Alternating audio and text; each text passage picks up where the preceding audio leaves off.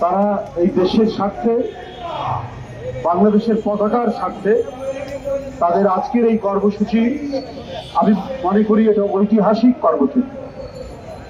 তারা স্বাধীনতা এবং স্বাধীনতা রক্ষার, সার্বভৌমত্ব রক্ষার যে মহাডঙ্কা তারা বাজিয়েছেন আজকে এই কর্মসূচির মধ্য দিয়ে, এইটাই হবে আমাদের আগামী দিনে আগ্রাসন, সম্প্রসারণবাদ এবং মিথ্যা অপপ্রচারের বিরুদ্ধে একটি প্রচন্ড প্রতিবাদ। ওরা তো আসলে ভুলে গেছে বিজেপি সরকার হিন্দুত্ববাদকে, মানে গোড়া হিন্দুত্ববাদকে পুঁজি করে ক্ষমতায় এসছে।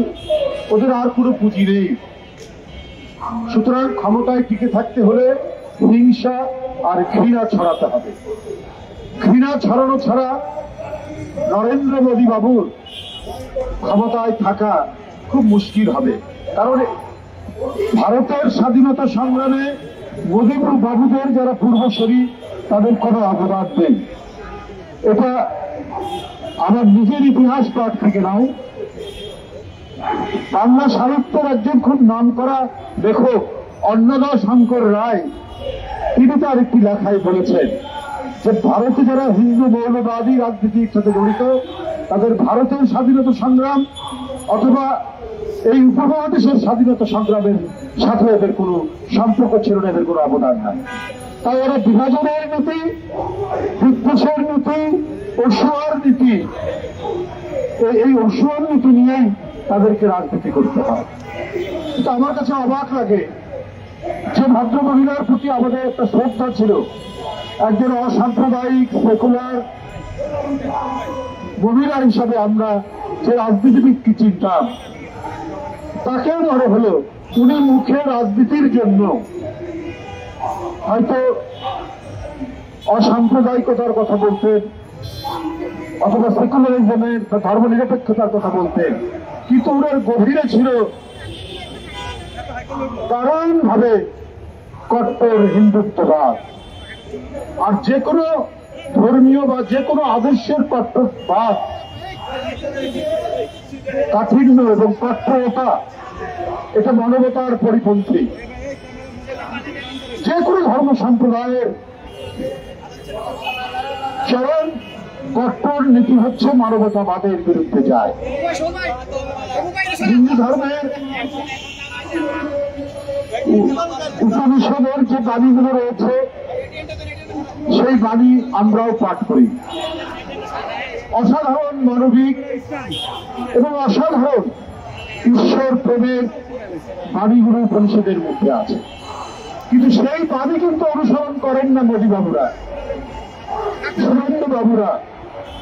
তারা তাদের সমাজকে বিভাজন করা, তারা নিজ দেশের মুসলমানদেরকে শত্রু গণ্য করা, নিজ দেশের শিডিউল কাস্টকে শত্রু গণ্য করা, বৌদ্ধ খ্রিস্টানদেরকে শত্রু জ্ঞান করা, শিখদেরকে শত্রু জ্ঞান করা, এই নীতি অবলম্বন করেছেন ভারতের শাসক গোষ্ঠী, সাম্প্রদায়িক শাসক গোষ্ঠী।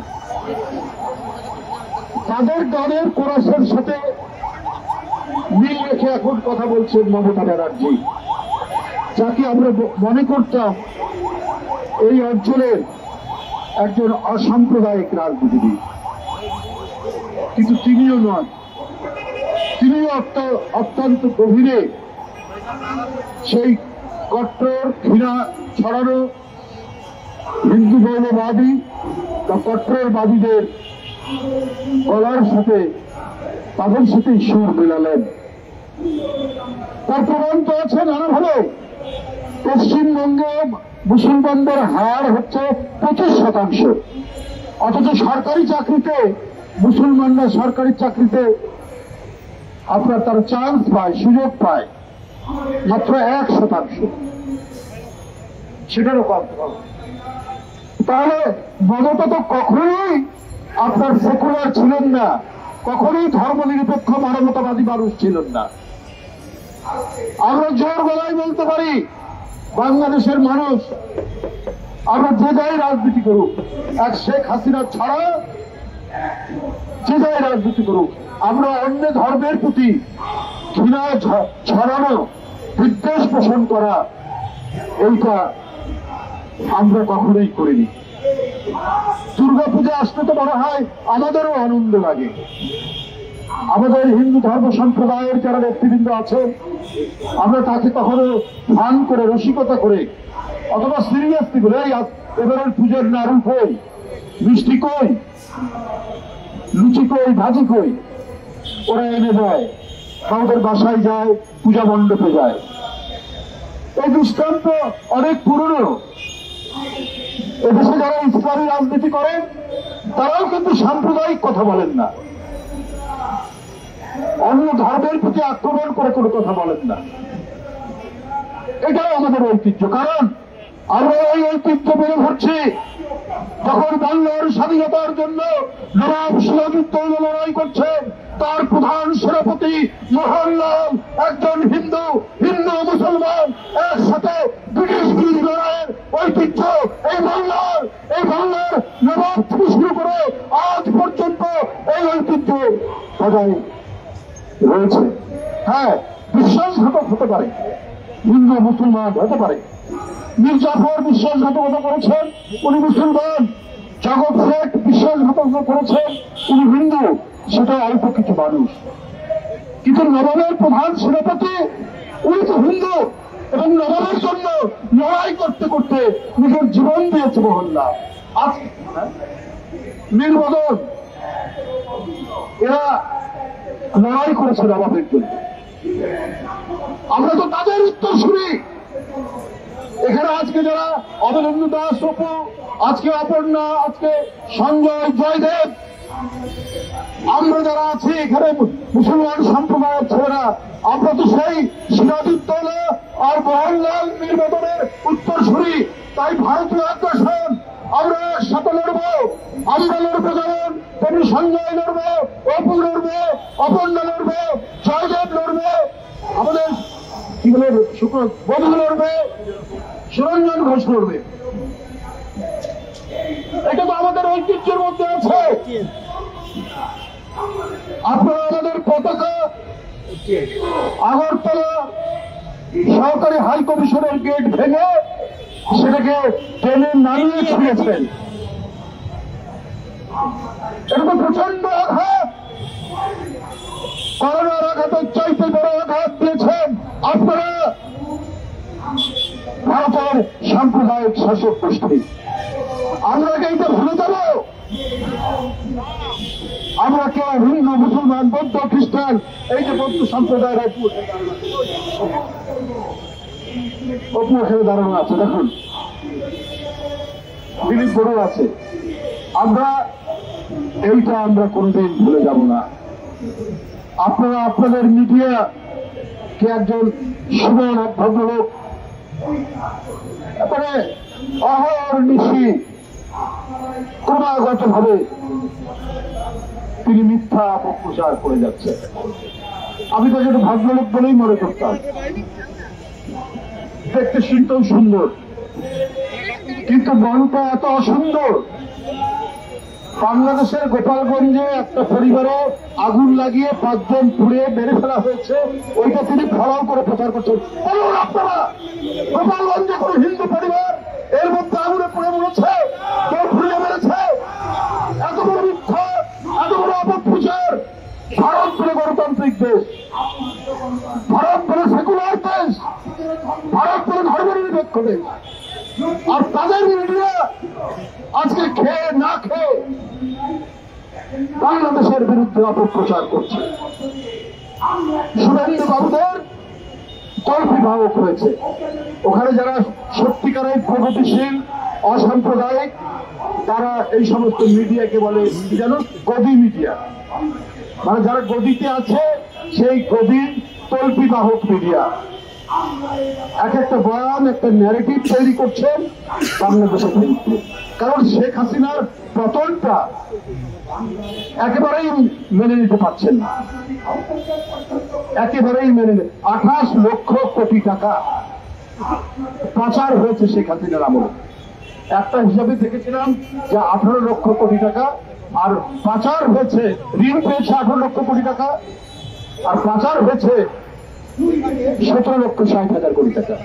কিন্তু শ্বেতপত্র যেটা প্রকাশ হয়েছে সেখানে পাচার হয়েছে 28 লক্ষ কোটি টাকা। তাহলে এই কোটি টাকা কি, এই 28 লক্ষ কোটি টাকার কত টাকা পেয়েছেন সুবন্ধু বাবুরা? এটাও আপনারা বলুন, না হলে কেউ কিন্তু বলে দেবে। বিজেপির কোন কোন নেতা পেয়েছেন শেখ হাসিনার পাচার করা 28 লক্ষ কোটি টাকার ভাগ? এটাও কিন্তু বাংলাদেশের মানুষ জেনে গেছে এবং আনুষ্ঠানিকভাবে হয়তো একদিন সেটা বলে দিবে।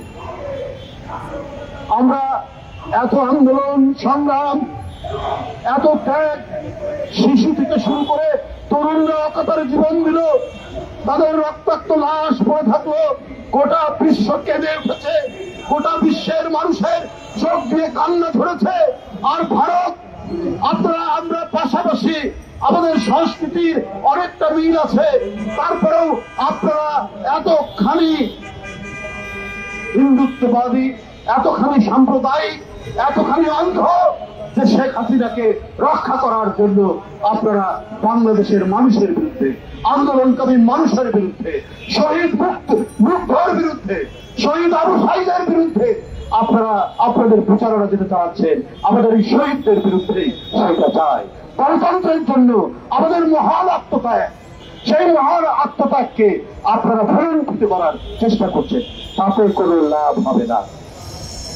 আপনারা যদি মনে করেন এই করে আপনাদের আগ্রাসন সুসম্পন্ন করবেন, আমরা আমাদের স্বাধীনতা সার্বভৌমত্ব বিশ্বাস করি, রক্ষা করার জন্য অঙ্গীকারবদ্ধ। আমরা প্রত্যেকটা দেশের স্বাধীনতায় মর্যাদা দেই। ভারত সহ যত ক্ষুদ্র রাষ্ট্র, বড় রাষ্ট্র আছে, প্রত্যেকেরই স্বাধীনতা সার্বভৌমত্বে আমরা মর্যাদা দেই। কিন্তু ভারতের শাসক গোষ্ঠী যদি মনে করে যে না, আমি সম্প্রসারণ চালিয়ে আমরা বাংলাদেশ, নেপাল, ভুটান এবং অন্যান্য দেশ আমরা কবজা করে নেব, এইটা কিন্তু আপনারা মানে পোকার স্বর্গে বাস করছেন। এইটা এই বাংলাদেশের মানুষের, তাদের যে প্রযুক্তিতা, তাদের যে দেশ রক্ষার অন্তর্নিহিত শক্তি, তাদের যে প্রাণের উন্মাদনা, এই প্রাণের উন্মাদনা ভারত কখনোই টের পায়নি। আপনাদের যদি অশুভ ইচ্ছা থাকে, আমরাও তাহলে বলবো আমাদের যে নবাবের এলাকা, বাংলা, বিহার, উড়িষ্যা, আমরা সেইটা দাবি করবো। যদি আপনারা এইরকম ভাবে একের পর এক ভারত বাংলাদেশের বিরুদ্ধে আগ্রাসী ভূমিকা পালন করে। কই, এই তো আমাদের জয়দেব বলেছে, তাকে নির্মম ভাবে হাসিনার পুলিশ পেটাচ্ছে, ও বলছে আমি হিন্দু, হাতে তার কি বলে যে আশীর্বাদের সুতা বাঁধা, এটা দেখাচ্ছে, তারপরে পুলিশ থামছে না।